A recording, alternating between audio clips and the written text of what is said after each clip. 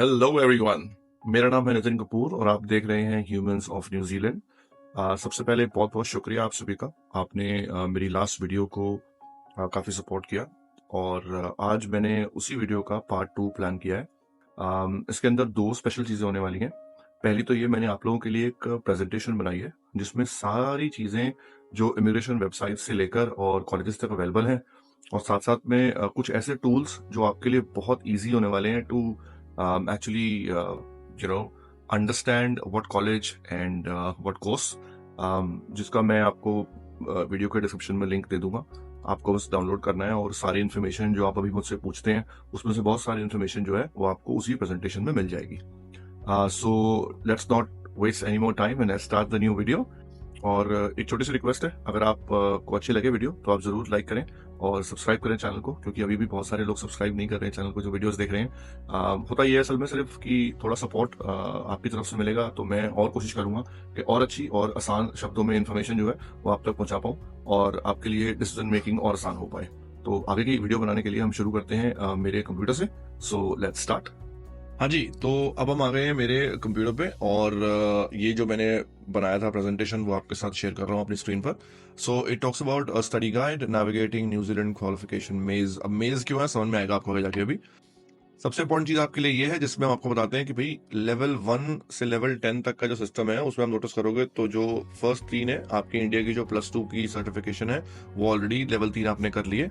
फिर लेवल 4, 5 और 6 जो है इसमें आपको सर्टिफिकेट कोर्सेज और डिप्लोमा कोर्सेज आते हैं। मैं किसी को भी रिकमेंड नहीं करता कि वो +2 के बाद आके जो है सीधा ये कोर्सेज करें, क्योंकि अल्टीमेटली मैं नहीं कह रहा हूँ कि कोर्स बेकार है, कोर्स अच्छे हैं, लेकिन अगर आपको यहाँ पर रहना है, you want to stay here on a residence visa, then these courses would not going to help you in any way apart from increasing your skill. तो जो पॉइंट्स मिलने वाले हैं ना भाई पीआर के लिए, वो लेवल 7, 8, 9 और 10 में ही मिलने वाले हैं। 7 is your bachelors degree, 8 is your post graduate diploma, जिसे पीजी डिप्लोमा भी कहा जाता है, या फिर बैचलर्स में honours. Level 9 is masters degree and level 10 is a doctoral degree. Universities जो आती हैं वो लेवल 4 और लेवल 10 के बीच में रहती हैं, लेकिन जो polytechnics on the other hand है वो starting from level 1 until level 10 तक के सभी कोर्सेज को फॉलो करते हैं। नंबर 3 पे प्राइवेट कॉलेजेस कह लो जिनको आप, वो लेवल 10 नहीं दे सकते आपको। और एनरोलमेंट पीरियड जो है हमारे वो जून और मतलब बेसिकली जनवरी में एक सेशन स्टार्ट होता है और एक सेशन स्टार्ट होता है जुलाई के अंदर। तो जो जनवरी इनटेक है उसके लिए जून और July is the right time to actually seek an admission in such institutions, and for July batch it is the December to February right time. Then comes your entry requirements। क्या है भाई पढ़ने के लिए? सबसे पहली बात तो भाई हायर चाहिए आपको। यूनिवर्सिटी के लिए मिनिमम 6 बैंड आपको लाने ही हैं अंडर ग्रेजुएट एडमिशन के लिए। पोस्ट ग्रेजुएट के लिए आपको मिनिमम 6.5 लाना है, लेकिन किसी भी सब्जेक्ट यानी कि चारों में से रीडिंग, राइटिंग, स्पीकिंग और लिस्टिंग में आपके 6 से नीचे नहीं आने चाहिए, तब आपको यूनिवर्सिटी के थ्रू एक एडमिशन अच्छा मिल सकता है।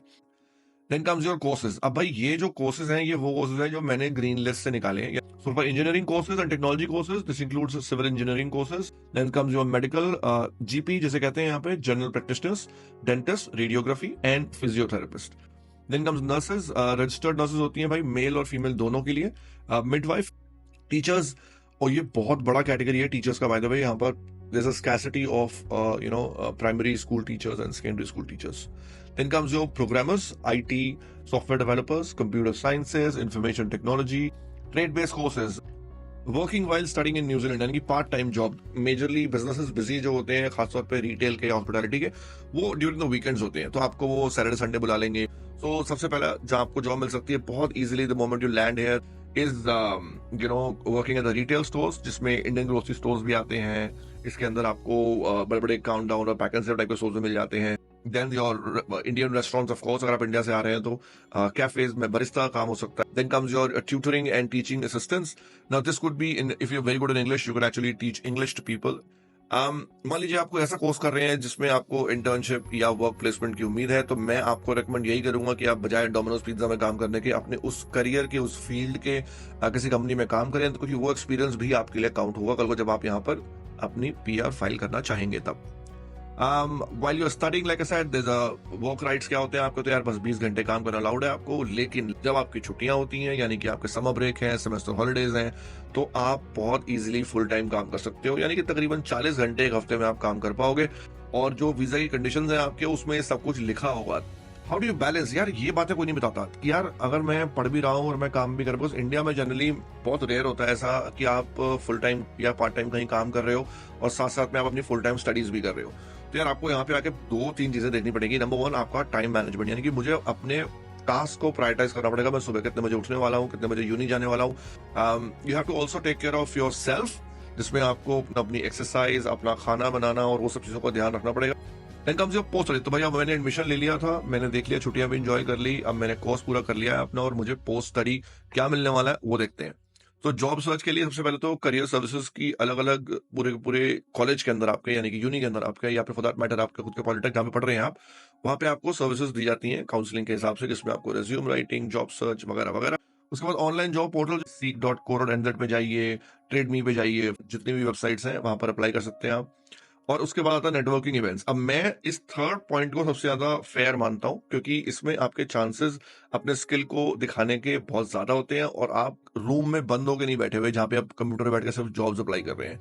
50 जॉब अप्लाई करने से जॉब नहीं मिलेगी, मार्केट में जाना पड़ेगा, लोगों से मिलना पड़ेगा, अपने स्किल्स को डिस्प्ले करना पड़ेगा, ताकि उन लोग को समझ में आए कि ये बंदा मेरे काम का है कि नहीं है। आपको यहाँ रहते हुए 1 साल 2 साल 3 साल अगर हो चुके हैं, देन आई एम श्योर आपने बहुत कुछ सीख लिया होगा। So please go to such job fairs, industry conferences, networking sessions. और कुछ नहीं करना तो भाई $100 देके कम से कम एक जो को वर्किंग स्पेस है वहां पर एक सीट ले लो, जिसमें कम से कम आप रोजाना जाके बैठ सको और नए लोगों से मिल सको, ताकि आपको चले पता कि स्टार्टअप कल्चर के हिसाब से यहाँ पर क्या चल रहा है और आप कैसे उस कल्चर का एक पार्ट बन सकते हो। बिकॉज अल्टीमेटली जैसे इंडिया में स्टार्टअप कल्चर है, वैसे पूरी दुनिया में है। तो पोस्ट स्टडी वर्क वीजा जो है वो कुछ भी हो सकता है, 6 महीने का, 1 साल का, 1.5 साल का, डिपेंडिंग ऑन आपने कौन सा कोर्स किया। और वो जनरली आपको ओपन वीजा मिलता है कि अगर बाय चांस, मतलब अनफॉर्चुनेटली, अगर आपको आपके फील्ड ऑफ स्टडी में जॉब नहीं मिल रही है तो आप कुछ और कर सको।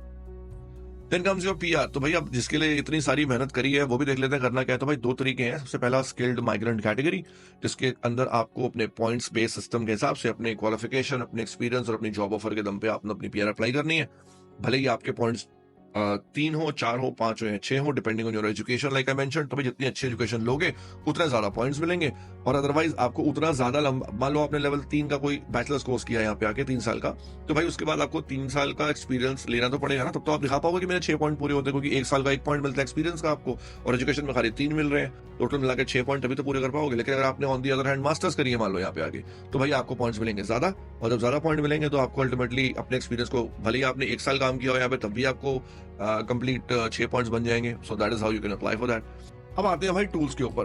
तो ये 3 टूल है, मैं आपको भी इन 3 टूल्स को अपनी वेबसाइट, अपने कंप्यूटर पे खोल के दिखाता हूँ, फिर आप मुझे बताइएगा क्या है। सबसे पहला टूल हमारा जो आता है वो आता है जी स्टडी स्पाई के नाम से। तो फॉर एग्जाम्पल मैं इस वेबसाइट पे आता हूँ, उसका लिंक है studyspy.ac.nz। हम सबसे पहले कोर्सेज देखते हैं। सबसे ज्यादा लोग जो मुझसे पूछते हैं अभी, वो पूछते हैं यार मुझे अकाउंटिंग का कोर्स करना है, मुझे बिजनेस का कोर्स करना है। तो सबसे पहले तो मान लीजिए मैं इसके अंदर मास्टर्स इन बिजनेस, अब ये मुझे बता रहा है कि देखिए masters of business data science, MBA digital business, और इन सब के बारे में बता रहा है कि ये टोटल कोर्स 1.5 साल का है। एनजेडक्यू ऑफ लेवल इसका लेवल 9 है, इसका लेवल 8 है। कौन से college? University of Otago, Auckland institute of studies, eastern institute of technology, university of Canterbury, university of Otago. तो अब आप देख रहे हैं कि एक ही कोर्स के लिए कितने सारे, इस बेसिकली लाइक अ सर्च इंजन, अगर आप नोटिस करेंगे तो। ऐसे ही मैं इसमें डाल देता हूँ, मान लीजिए अकाउंटिंग का कोर्स के लिए अकाउंटिंग बैचलर्स, तो ये मुझे वो दिखा देगा। फिर देखिए लेवल 7 के कोर्सेज दिखा रहा है बैचलर के मुझे, ये 3 साल का कोर्स है, 7 का इसका एनजेडक्यू ऑफ लेवल है। न्यूजीलैंड की स्टडी वेबसाइट है, ये भी गवर्नमेंट वेबसाइट है, इसका नाम है studyWithNewzealand.govt.nz। अब मैंने यहाँ लिख दिया हमारा प्यारा example, masters in, this time let's change it, let's do a hospitality course, hospitality. ये दिखा रहा है मुझे नीचे masters of international hospitality management. Search करके अब ये देखिए यहाँ बता रहा है ये ऑकलैंड यूनिवर्सिटी के बारे में, AUT, see course details, enquiries and favourites. मैंने बोला नहीं यार तू मुझे ऐसी दिखा दे। सो मैंने कोर्स डिटेल पे क्लिक किया और ये भाई खुल गया हमने, मेरे ऑन कैंपस है, मास्टर्स डिग्री है, 1.5 साल का कोर्स है, जुलाई 2024 में चालू होने वाला है, ऑकलैंड कैंपस है इनका। और ये कोर्स के बारे में क्या पढ़ने वाले हैं, करियर अपॉर्चुनिटीज क्या होंगी आपकी ये कोर्स करने के बाद, एंट्री क्राइटेरिया क्या है आपका, इंग्लिश लैंग्वेज की रिक्वायरमेंट्स क्या है इस कोर्स के लिए। तो ये सब कुछ जो है आपको हर कोर्स के बारे में मिलेगा भाई। अच्छा, coming back to the scholarship point, वो ये रहा। जैसे ही मैंने सर्च किया scholarship, I will write here masters, अभी बता रहा है कि यार कौन प्रोवाइड करने वाला है स्कॉलरशिप आपको, ये क्लोज हो चुकी है, ये अभी भी ओपन है। Masters of creative practice scholarship, अब ये $3500 की है देखिए, और ये मिलेगी पीजी या मास्टर्स वाले को, ऑकलैंड में मिलेगी, open year round for application है ये। Vice chancellor scholarships for international students in New Zealand, $10,000 की देखिए स्कॉलरशिप मिल रही है यहाँ पे। ये क्लोज हो चुकी है। सिर्फ कल या परसों पूछा था व्हाइट क्लिफ के बारे में शायद, अगर मैं गलत नहीं हूँ तो ये रहा भाई, white Cliff college of arts and design. Total 15 course है उनके पास। कौन कौन से कोर्सेज हैं वो भी आपको दिखा देगा यहाँ पे अभी, इसमें क्लिक करूंगा तो ये कोर्सेज है भाई, बैचलर्स ऑफ फाइन आर्ट्स वगैरह। तो जो काम आपको इंडिया में एक एजुकेशन कंसल्टेंट के पास जाके करना होता है, वो भाई आप घर बैठ के भी कर सकते हो। कहीं जाना वाना की जरूरत नहीं है। पहले ही अपना डिसीजन बनाओ कि मुझे क्या करना है, कौन सा कोर्स करना है, कौन सी यूनिवर्सिटी से करना है, कौन से लेट्स से पॉलिटेक्निक से करना है, व्हाटएवर। तो मेरे ख्याल में ये सारी चीजें जो मैंने आपको दिखाई है भाई, ये सेल्फ एक्सप्लेनेटरी है, इतने आसान है, और मुझे नहीं लगता कि इसमें कुछ करने में कोई दिक्कत आने वाली है। तो मैंने इसका लिंक डिस्क्रिप्शन में दे दिया है। One last request, do like and subscribe to the channel. Take care, bye bye.